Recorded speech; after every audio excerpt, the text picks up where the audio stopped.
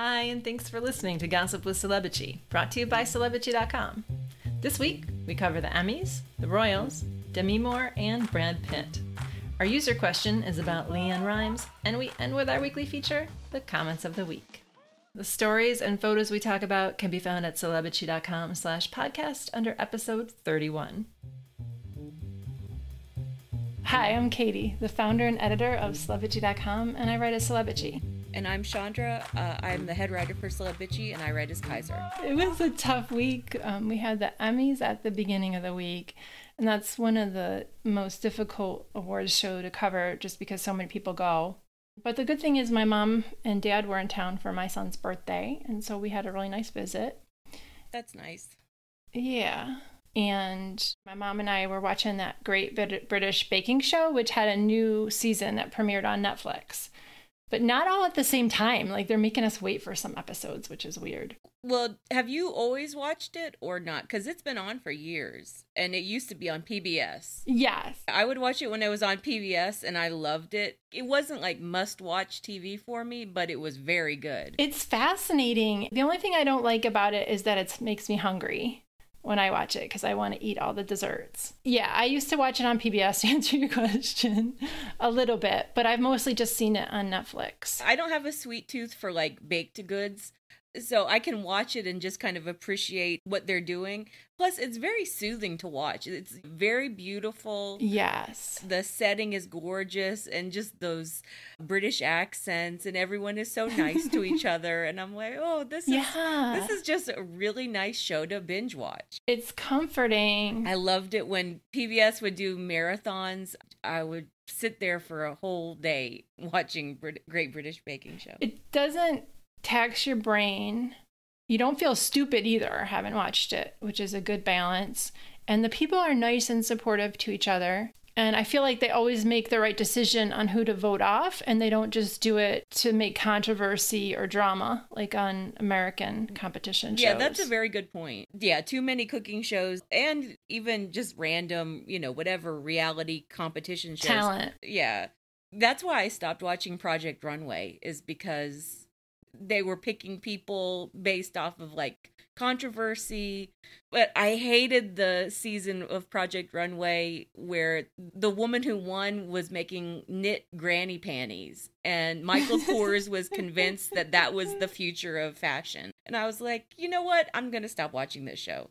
And Lainey just did a post on Instagram where she loves granny panties and like talking about how awesome they are, and she buys them 2 sizes bigger. I was like, what? Well, I've been watching Ken Burns' docuseries Country Music. Okay. It's not done yet as we're recording this. The docuseries hasn't finished airing, but it is amazing. I did not know that much about country music. I'm realizing as I'm watching it that I've heard so many of these songs. I never associated, oh, that song was by Merle Haggard, and that song was... Yeah. I knew Johnny Cash songs. But here's what I did not know. I did not know that Johnny Cash was that big of a deal. Did you? Did you know that he was like this huge icon? There is this little ice cream shop in my town, which I go to all the time. The guy who runs it loves Johnny Cash and plays Johnny Cash all the time. So I've heard a lot of Johnny Cash, and I've looked up some of the songs I've heard. Like, there's a lot of songs about jail, going to the gallows. Mm-hmm.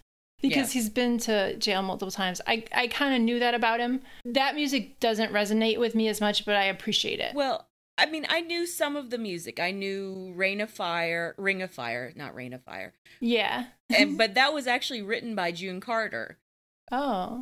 It was written about their affair, and then Johnny Cash covered it, which is amazing. And then, of course, Walk the Line and Folsom County Blues and all this stuff. But what I didn't know was that he was a huge celebrity. After Hank Williams died, he was the guy. And it was not just about the music. It was about his personality. He was woke before anyone was really woke. He was talking about Native American rights, and he was hanging out with Bob Dylan before Bob Dylan was even really a huge person. Yeah. He just liked Bob Dylan. He thought he was cool. And he and Bob Dylan would hang out all the time. That's neat. I don't know. And I didn't know that he had a TV show for years and years. I didn't know that. So, and I loved all the Patsy Cline stuff. And I actually really enjoyed hearing the information about Hank Williams.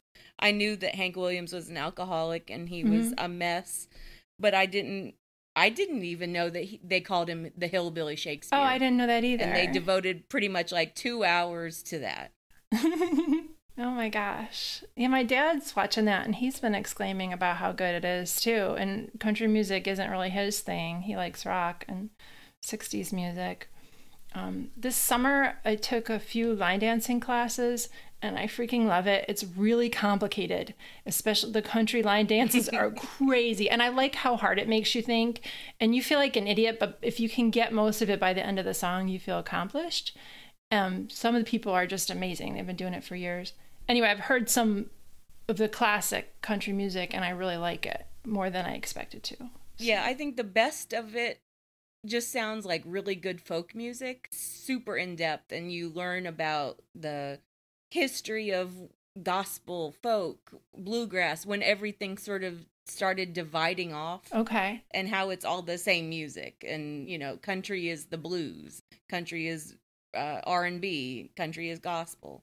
Huh, I didn't really think about that. That's cool. I would want to watch it now. I haven't watched a lot of Ken Burns documentaries because they're just a big time commitment. Yeah, it is. It definitely is. My favorite, other than this country music series, which I think is my new favorite, my favorite was the one he did about World War II. That was epic. Nice. There's impeachment talk this week, and we're not going to go too deep into it, but my gosh, it's given us hope. It's only in the beginning stages, but it's kind of great. Yeah, it put me in a really good mood. I was not very happy about all of the Emmy stuff. It was kind of a downer for me because it just wasn't a great show. Yeah. And I've been so happy with how everything is moving so fast with the impeachment stuff. Now, do I think that Donald Trump is really going to be impeached? No, but it's put me in a really good mood. It might mean not another 4 years, which is a good outcome. And he might get impeached and it not go through because it's only the House and not the Senate or however they do that. But if it means not another 4 years, that's good enough for now. Mm-hmm. And that transcript that the New York Times published is insane. It's so incriminating. And that's the one they were like, oh, this is fine. Let's release this. What? Yeah, but everything is moving very fast now, which I love. Not good. Let's hope. So the Emmys were Sunday night. We covered them Monday morning with the fashion. We talked a little bit about this in podcast 2. We stay up until they end. You can go to bed at like 11 and get to sleep after a big awards show. I don't know what it is, and I'm really trying. I'm trying not to eat too much crap. I'm trying not to drink soda or anything. I can't get to sleep until about 1 because I'm all keyed up. Every time I'm like, I'm going to sleep fine now. This is going to be fine. And I don't sleep till like 1 or 2. I wake up and you wake up at 4 because we have to cover the fashion and we have so much to get through. But yeah, that was tough, and that was a rough way to start out the week. Yeah, it always is. It's always tough. And yeah, I can usually fall asleep except for the Oscars. Usually after the Oscars, I'm way too wired and it takes me forever to fall asleep. But other award shows, I'm usually falling asleep pretty quickly. I've learned that I have to monitor my caffeine on the night of award shows. I cannot drink. I'm like, oh, I'm going to have a frappe. I'm going to have a Diet Coke really late in the evening. Nope, I can't do that. Yeah. I don't drink Coke after noon any day. I like Coke Zero. I don't drink that after noon on any day. Sometimes I'm like, okay, it's because I ate all that popcorn or jelly beans or whatever. But even if I don't, I'm still awake. So this year, the big winners were Fleabag and Chernobyl and Game of Thrones, of course. I watched Chernobyl and I loved the performances, but I don't think the writing, yeah, it was powerful. I kind of would have liked more of the performers from Chernobyl to win, the actors. Neither you nor I'm trying to come up with the right grammar. Is it I or me? Watched Fleabag, but Hecate watched it and she didn't really resonate with her. Yeah, I wanted to watch Fleabag. I just never got around to it because tennis and other things. It looked like a fun show. It looked cute. I never even tried to watch Chernobyl because it just looked super depressing. And I don't like those kind of shows. Basically, that's it. I just don't like those kind of shows. Yeah, that's why I didn't watch Unbelievable, because I knew the new Netflix show. I knew that it was based on a true story. Hecate didn't know it was based on a true story until after she watched it, which is good, because if you know that it's real, it's like you can't watch it. But Chernobyl was like a really good horror movie in parts. There were incredible performances. It was a downer for sure, but it was fascinating. I'm glad I watched it. I did fast forward through all the pet killing. There was like an entire scene. No, please. I don't really want to know. I don't want to know about animal killing. Please. Okay. All right. I won't say it. Yeah, that was not a good plot decision on their part. And I feel like the Game of Thrones wins were just like, oh, here are a couple of awards because it was your final season. And I mean, who else were they going to give it to? Best drama for Game of Thrones last season, even though the last season was utter garbage.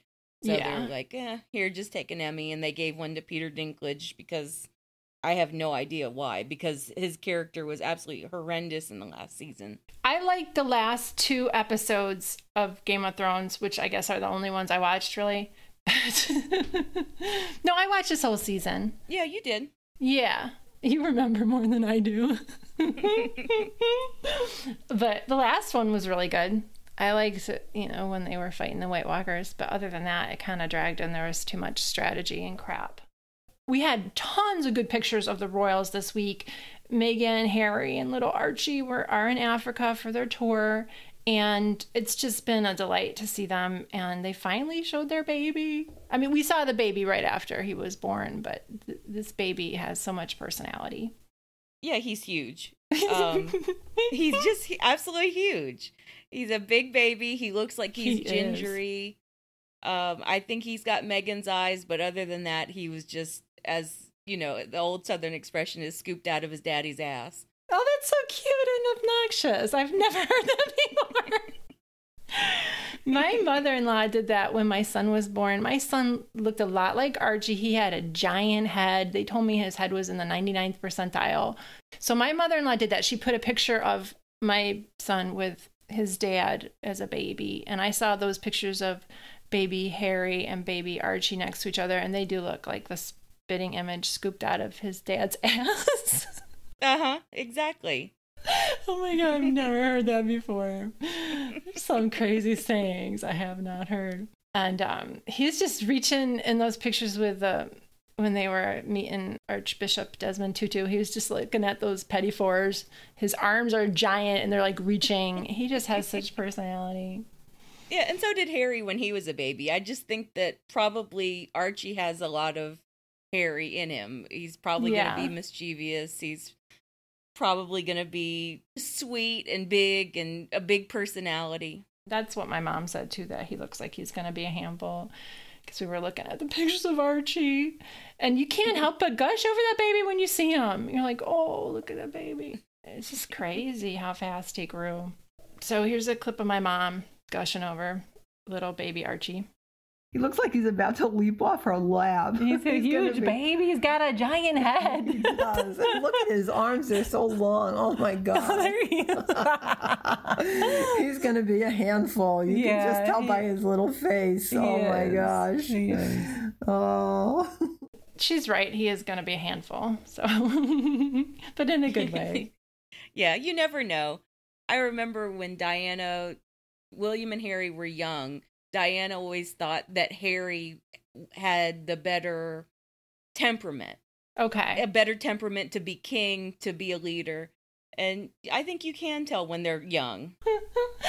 I've only had one kid, but ever since he was little, he's been interested in what he's interested in, which is news and information and learning. And it's crazy that their personality is formed so early. And I never really believed in nature over nurture until I actually had a kid. And of course, it's nurture too, but it really is pronounced when they're little. Yeah, and I think it's both. Yeah. We find out more and more that sometimes it's just DNA. It's how they're cooked, How they're cooked. It is. I've never heard that either, how they're coming. Well, you liked a lot of Meghan's fashion. I did not. I like how clean and simple everything is. She's been wearing a lot of uncontroversial things. I think she did this on purpose because she wanted the focus to be on the event and not on what she was wearing. So she wore a lot of repeats. She wore a lot of pieces that were plain. I did like her black jumpsuit. Yeah, the black jumpsuit was great. I wish everything had been like the black jumpsuit. The repeats were notable because she was repeating stuff that we saw on the last tour. And I think that's not the greatest message. And here's something else that isn't a good message. Mm-hmm. Just days before she arrived in South Africa, she was at a wedding in Rome in a $13,000 dress. Ooh. A new dress that we have never seen. So she can wear a $13,000 dress to a friend's wedding, not a public event. And then she ends up, wearing these plain little sack dresses in South Africa when she's representing the Queen. I think that's a bad message, too. I get that criticism. That is legit. I forgot about that because you're the one covering it and I'll read it. And plus, you didn't really focus on the cost of that dress. You just said it wasn't that great and you were kind of muted in your response to it. Because people are going to come after her no matter what. And we can't even criticize her. Yeah. And I got a lot of shit on Twitter and in the comments about saying that she should have covered her hair in the mosque. At the mosque, yeah. I still say that she should have covered her hair. I know that there were some Muslim women in the comment section saying that it's not required, that she wasn't saying a prayer. In every piece of literature you have about visiting a foreign mosque, they always tell women, just cover your hair out of respect. And it was hanging out. It was inappropriate, I thought. I think she's trying to play both sides, and everything she does is very deliberate and thoughtful. And I think she wanted to both cover her hair out of respect and also not totally cover it because she knows that the British press will jump down her neck and call her Muslim or something like that. It doesn't take much. No, it doesn't take much. And I could see how maybe they would have made a thing if she had done a very conservative look for the mosque visit. But she's representing the Queen. Yeah. If you're going to make the choice to visit a mosque, be as respectful as possible. So I didn't like that dress. I didn't like the color. It was like a mustardy color, like a greenish. It was very muddy and olive. It was mud olive. I thought it was too baggy and too sacky. And I mean, it could have been cute, but whatever. I did like that one Martin Grant dress that she repeated. I loved that dress. Maxi dress with the empire waist. That was super cute. I like her style. I think it's nice and it's accessible to the rest of us where it's styles that we would wear. But I understand what you mean. She could bring it a little more. And then we had Princess Beatrice got engaged to her boyfriend of a year. His name is, you want to say his name? I can't say his name. I like you say it. It's a mouthful. No, you have to understand, like a few hours ago, I was like, she's going to make me say it. Oh, you knew it. I have no idea how to pronounce it. I think this guy's name is Eduardo Mapelli Mosey. Okay. I looked him up. He's the millionaire CEO of a real estate firm, and he has a toddler from a previous relationship. There's like an article in Town and Country about him. He's 34. Mm-hmm. Beatrice is 29. Her sister Eugenie posted it to Instagram, and her ring is a pretty ring. Yeah, it's pretty. It's kind of plain, I thought. Yeah. I mean, I wouldn't turn it down. But No, I wouldn't turn it down either. It's a very pretty ring. And I had the same kind of thought about Meghan's ring. It's very pretty, but I was expecting something a little bit jazzier. But I think it's a British thing. Yeah. Try to do a little bit plainer, just do a very simple diamond ring. It's a very similar design to Meghan's ring, actually. I think Meghan has an oval center stone and Beatrice has a circular center stone and then 2 baguettes. It's 3 carats and... That was my assumption. 2 to 3 carats. Oh, okay. I just copied that down because I had read it in your post. And then the Sun said it's worth 300,000 pounds, which is like, no. It's not. It's not worth that much. It is not worth that much. They were just trying to make it sound like that Beatrice got a better ring than Meghan. She did not. Yeah. So, yeah, now we're paying attention to her instead of her horrible father. Well, you said something interesting to me. You want to say it? I was being a snarky bitch, which is my default personality. I didn't think they're going to make it to down the aisle. I just get this vibe from him that he's not all in. And maybe it's the way they're posing in the pictures or just how he looks in candids, but he doesn't seem like he's all there. Does that make sense? No, I think it makes sense because it's been a relatively short time that they've been dating. Only a year. Some people say 11 months. It's more like a year, though. Yeah. And she was pressuring him for a ring very quickly. In the press. Yeah, in the press. Yeah. And she and her parents, I believe, were trying to push this narrative that it was true love and that they were going to get engaged very soon. It wouldn't surprise me if Fergie and Andrew both scared him off with how intense they are and how scandalous and crazy they are. They're trashy. They're like the trashy side of the British family. Oh, they're totally trashy. I don't think that Eduardo or Edo is very classy, though. He seems like he's trash adjacent. Does that make sense? He is now.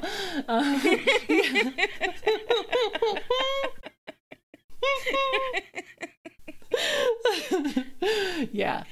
I just don't get the impression that he's smarmy. Like this old. He's smarmy. Yeah. He's not the perfect royal suitor. We'll say it that way. I don't think that he'll totally walk away, but I imagine that there will be a lot of drama in the months leading up to whatever wedding. So we'll see how that plays out. I liked Eugenie's wedding. I thought that was wonderful. Her boyfriend, now husband, is like nervous and geeky, and you just get the vibe like they're meant to be together and they're happy together. And they have it all worked out. And this new guy with Beatrice, we don't really know him. No, you don't. Jack Brooksbank was a known quantity to everyone in the royal family, and he just seemed like a real sweet, kind of dull guy. Yeah. Who just adores Eugenie. Yeah. I mean, that works. Like, she's the one with all the personality, and he adores her. Exactly. And they have a good marriage because of it. I wonder if they're going to have kids, too. That'll be fun. I bet they do. Yeah. I bet she's got to be next. She'll get pregnant in the next few months, I bet. That'll be cute. This week... Sorry, go ahead. No, I was just going to say, we're coming up on her first wedding anniversary. Oh, so, wow. Yeah. That went fast. That was a fun wedding. I subscribed to Lifetime or whatever to get that wedding. It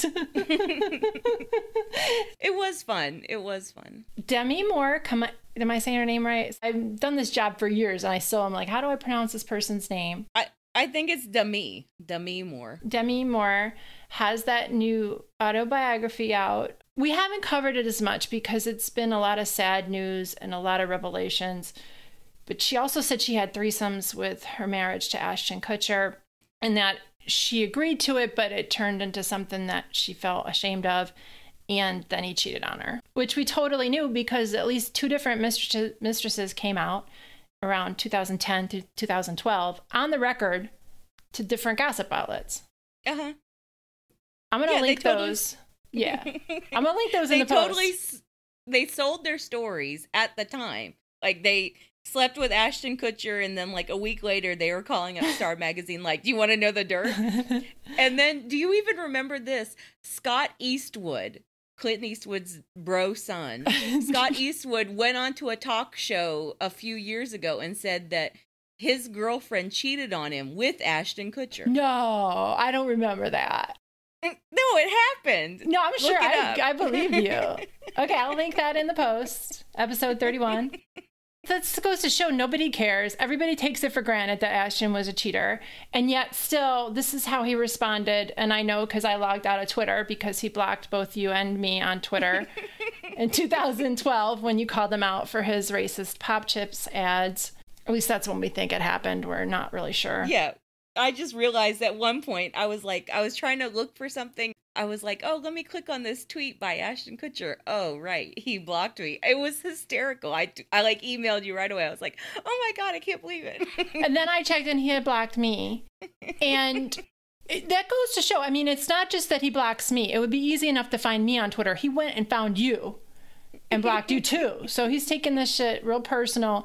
And also Jessica Alba blocked me at some point. And then I wonder who else has blocked me. Probably some lesser celebrities I don't care about. Oh, that was something. Let's go back for a second because on Emmy night, I had to go on a blocking spree because I tweeted about goddamn Tim Allen. Tim Allen was at the Emmys. Uh-huh. I made a joke about how Tim Allen is MAGA. Absolute MAGA trash. And that tweet went viral. I had MAGA My mom was asking me. My mom was asking me what happened to you. She looked on Twitter and she's like, whoa, tell me about that with Chandra. I'm like, I don't know. Sorry, go ahead. I mean to interrupt you. So anyway, if I blocked you, it's probably because you said some shit to me on Emmy night. You're just talking to everybody.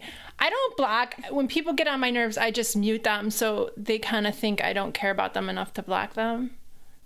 I've only blocked a few people, like the worst MAGA people. I'm so sorry that happened to you. I mean, it's mildly amusing. And a lot of them are bots and just total horrible people. Like, you have to be a horrible person at this point. Yeah, but anyway, that was just my story of, like, crazy blocking and muting. And I had to, like, mute the whole conversation because people, like, the MAGA dumbasses just kept on coming. They were so triggered that I talked some shit about Tim Allen. And they didn't even see me talking shit about Gwyneth Paltrow and Terrence Howard. Because it doesn't matter to them. Gwyneth Paltrow is in this dress where she can't walk and everything's all about whatever. She's an asshole. So is Ashton. That's my thought. Yeah, is Ashton we've known is just he's an asshole for years. Like, how do people not know Ashton Kutcher is an asshole? And by saying that Ashton is an asshole, we're not saying Demi Moore is a saint. She is not. No. She's problematic. She's done some shit. She's terrible in her own little way. But I think she was being honest, and she didn't really even have the language to say, Ashton was really toxic to me in the last years of our marriage. And that's what she was saying. She was saying he was cheating on her. He was blaming her for cheating. I don't know. That's what cheaters do. Yep. So Ashton tweeted, I was about to push the button on a really snarky tweet. Then I saw I'm going to re-say that. I was about to push the button on a really snarky tweet. Then I saw my son, daughter, and wife, and I deleted it. Jesus Christ, that's the oldest thing in the book. Well, I would say something, but it's too rude. No, you couldn't think of anything. You have no defense. And then he made people call this phone number, and he was like giving his thoughts on like Ukrainian impeachment and stuff. I was like, ugh. Whatever. He's such a... I've seen him tweet some stupid shit. He's been the worst for years. Let's just say that. He's been the worst for years. He's not a MAGA. But... Brad Pitt is covering Us Magazine to announce his new girlfriend. She's a holistic healer and jewelry designer named Sathari Khalsa, and I'm not making you pronounce that one. Even though it's a fake Indian name? Come on. So she owns this brand, Amrit, and she's like 50, which is cool. You know, at least he's dating a woman around his age. Well, as we were about to like work on the podcast, someone commented. Are you there? Yeah, I'm here. I'm just listening to you. Someone commented on one of the Brad threads, and they said that she used to work for the Red Hot Chili Peppers as a sober companion, and that opened my eyes. That might be where he met her. Yep. I wonder if she works with Brad. I wonder if she is his sober companion, or if she was his sober companion and that's how they met. That wouldn't be a terrible thing, but it's kind of weird because it bleeds that professional relationship into the personal. Yeah, and I'm not entirely sure that they are dating. I think for sure they're friends. Maybe they work together. Maybe she was or is his sober companion. If they're romantically involved, so be it. And I'm kind of like happy for him that he's dating someone his own age. I think that's cool. It is cool. But you found her jewelry site, which I didn't know. I didn't think that her like whole quote unquote jewelry designing was a real thing. But you found the site and it's crazy expensive. Oh my God. I'll link it in the post. It's insane. The cheapest thing is like a $1,600 ring. This is stuff with different gemstones you could get on Etsy for like $45. Some of it. I think a lot of this stuff is cute. I think I wouldn't wear it. It's boho. It's kind of hippie boho. Indian influenced, very expensive stuff. Vastly overpriced. Vastly overpriced. Yeah. The earrings, which are $28,800. The necklace that's worth more than my car, which is not much, but yeah. Is it possible, I wanted to ask you this, is it possible that he's playing both sides of this, like saying he's with her and then denying it, similar to how he did with Charlize Theron? Yeah. I definitely think that could be happening because that's what he did with Neri Oxman. Yeah. Okay. I really don't have anything else to say. I'm happy for him if he is dating her, and if it's all fake, it just seems like something he would do too. So, oh well. Exactly. Let's move on to the user questions and feedback. Maggie asked us in a text, she said, "Hi, I love your website. It's the only gossip blog I read, and it's been a morning staple for 10 years. I initially found Celebitchy via LeAnn Rimes and her crazy antics after she got with Eddie Cibrian. Any juicy stories about her or that unholy triangle that didn't make the site? Cheers, Maggie." I do have something. I have something I've never told before. Okay. Back in 2014, I got an email from someone that said that they had a licensing inquiry for a reality show. So I forwarded it to my lawyer, and only after that point did they say it was for LeAnn Rimes' VH1 reality show. And do you remember we talked about it in email? Mm-hmm. Yep. And I said no. And I said they couldn't show. They had a couple different URLs they wanted to show on the show. And I said no. Because she had sued a blogger in 2012 after that woman posted part of a phone call LeAnn made to her. It was pretty insane. It got dismissed. And in the lawsuit, they name-checked us and our coverage of that. And it just felt nefarious to me. Yeah, I remember when she name-checked us in the lawsuit. She didn't sue us. She just name-checked us for our coverage. Yeah. And I think I was writing those stories, and I called her crazy a few times, which, I mean... It's not inaccurate.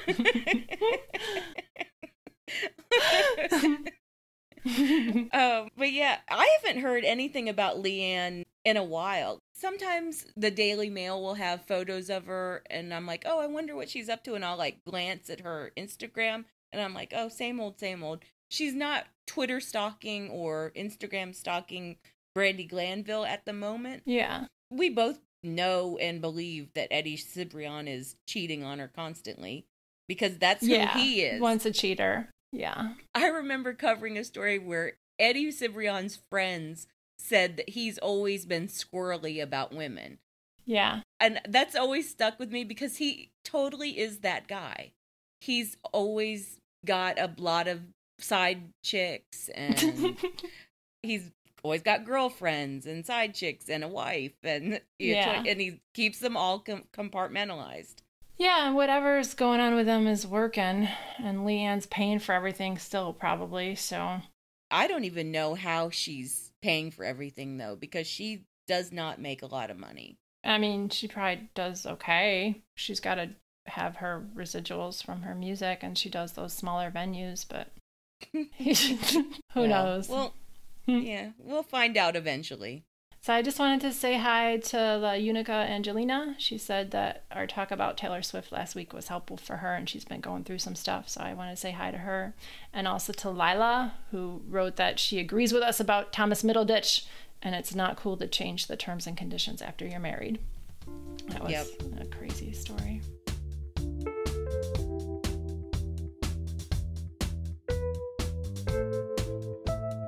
All right, let's move on to the comments of the week. My comment of the week is in a post that was not popular enough, which featured the fabulous real president of the United States, Hillary Clinton, advocating for impeachment of Trump. And in that post, you were talking about the impeachment party dress code, which involves, because Hillary is wearing this great house coat caftan with sneakers. They look like Skechers. She's so cute. She just got rid of the pantsuit. Screw it. She's now living a caftan and Skechers life. I like that idea. Sorry, go ahead. Totally goals. I mean, that's what I want to be doing. Anyway. I sometimes wear a dress to bed and then I'll just wear it all day. And it's a dress. And if it's cotton, it looks like a real dress and not like a nightgown. And that's what you can do with those house coats. So Luna said on that post that... Somehow it turned into an advertisement for house coats. Anyway. Well, I mean, I get them at the Goodwill, and they're legit dresses, but they're very comfy, and you can just wear them to bed. Luna said, I'm digging house coat Hillary. She no longer gives a fuck, which is true. And then Original Lala responded, I'm wearing my nevertheless she persisted tank and drinking from my male tears teacup. I bet she has both of those things, and that is her plan. So, all right. And my comment of the week was from the vintage Jennifer Lopez interview that somehow cropped up right for her Oscar campaign. How shady is that? But anyway, I remember the original Movie Line interview when that came out and how everyone in Hollywood was like, ooh, Jennifer Lopez is shady. Well, that was a great post and everyone loved reminiscing. And the comments in it were gold. So Jens said, I remember reading that interview in the actual magazine. Remember magazines? LOL. Anyway, this won't hurt J-Lo. Nothing hurts J-Lo. Doesn't matter if it's a 21-year-old interview or the 21-year-old boy toy she was buying trucks for because they were dating. She just moves on completely unscathed. And yes. And Diana... That's a good point. Yeah, Diana wrote, honestly, though, where is the lie in all that she said? LOL. Ride or die for J-Lo stan. Oh, man. They were calling her Teflon J-Lo. And yeah. She really just does her thing. Nothing touches her. That is a good point. And you don't even think about it because she just goes from thing to thing and guy to guy. Well, I think about it sometimes because those boy toys were those were stupid relationships. Casper, the friendly backup dancer who went to the gay clubs. Didn't she give him like $10K a week or something to... Yeah, she made him like her tour manager and like her head choreographer, and it was just a total mess. But that vintage interview was amazing. Yeah, J-Lo is throwing some shade. All right. Thanks for listening, bitches. Thanks, bitches. Thanks for listening to the Celebitchy podcast. We're now on iHeartRadio. If you like us, tell a friend. And if you subscribe, review, and rate us wherever you listen, it helps us out. We need more voice messages to play on the show, and you can leave us one at 434-218-3219. Our music is from Premium Beat, AA Alto, and Maiden. Thanks again.